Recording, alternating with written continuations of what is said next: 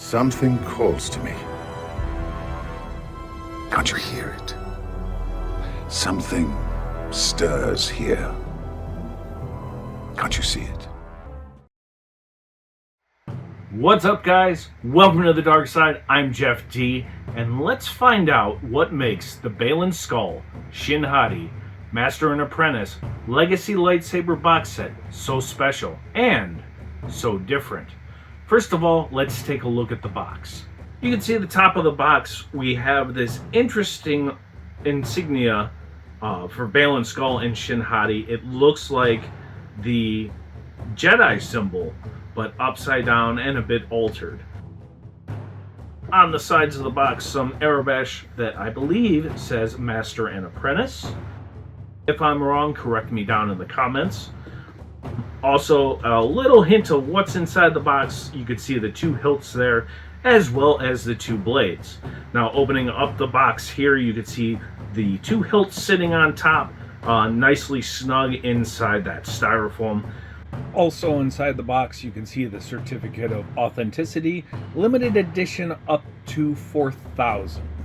Once we remove that styrofoam, you can see the two blades here, and I was very surprised that in the one corner, the batteries weren't in the hilt. They're actually underneath the hilts here in the box, which is surprising to me because some people don't open these boxes. They keep them sealed.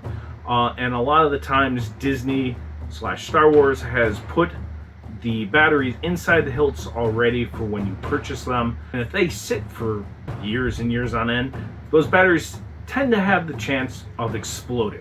So being outside the hilts and inside the box, if you're someone that purchased these and doesn't take them out of the box, your hilts are always going to be safe from exploding batteries. So let's actually take the hilts out of the box and see what makes these so special and so different from the other Legacy lightsabers. So the next thing I noticed when I took the blades out of the box, that each one of the blades here where the part goes into the hilt, it actually says Baylan Skoll and Shin Hati on there.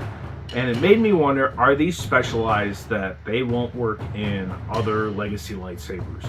Or if these hilts won't work without these lightsaber blades? So here's a comparison of the Baylan Skoll Shin Hati blade. And this is just a regular lightsaber blade that you can get from Doc Ondar's Den of Antiquities, or if you build a custom lightsaber, you get one of these as well. Both look pretty much identical. Both ends are the same here. The pins that go inside as well are also the same. So let's turn off the lights and see what makes these so special.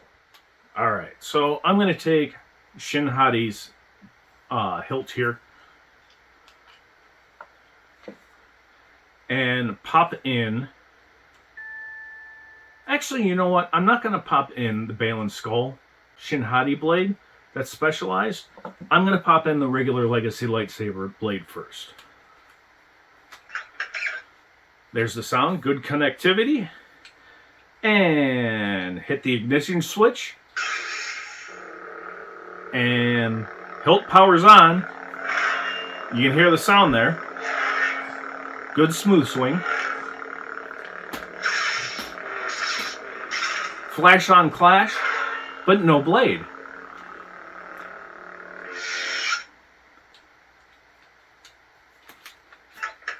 Take that blade out. Let's put in the actual Baylan Skoll Shin Hati blade. Hey, it's an orange blade. So if you've seen Ahsoka Series 1, Baylan Skoll and Shin Hati were initially shown there for the first time on TVs in the series, and when they ignited their blades, everyone was surprised they weren't red. They were actually orange. So kinda in between being Jedi and turning to the dark side. They were bounty hunters for Darth Vader to hunt down and kill any of the remaining Jedi. Therefore, they weren't exactly Sith. They were still Jedi converting Not sure, wasn't explained too much in the series. Hopefully in season 2, which is hopefully coming out sometime soon, they'll explain it a little bit more. But again, awesome orange blade, nice deep blood orange color. Nice flash on clash.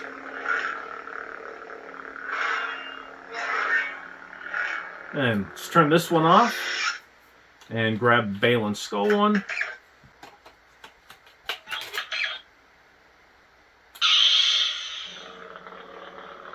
Nice hum. Again, blood orange.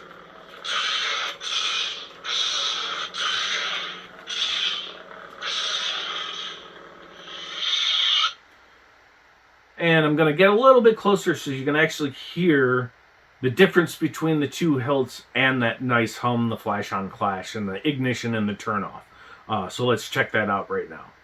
So Baylan Skoll's lightsaber hilt first.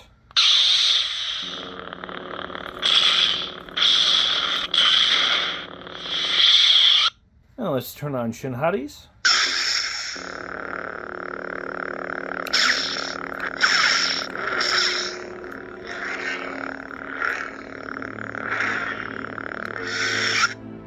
I love the way that these hilts sound, look. Just looking at the hilts themselves, Baylan Skoll's weathered, as well as Shin Hati's weathered. The on-off switches, Shin Hati's ignition switch is an up-down switch. Push it forward, turns on. Pull it down, turns off. With Baylan Skoll's, his is actually a push button. Push it down once, it turns on. Push it down a second time, it turns off. The other thing that makes these different from other legacy lightsaber hilts from Galaxy's Edge is there's actually customized blade plugs. Most of the time you get these single black pieces of plastic. They fit in there nice, they don't hold up. If you're actually moving the hilts around, they'll fall out. These custom ones here look awesome.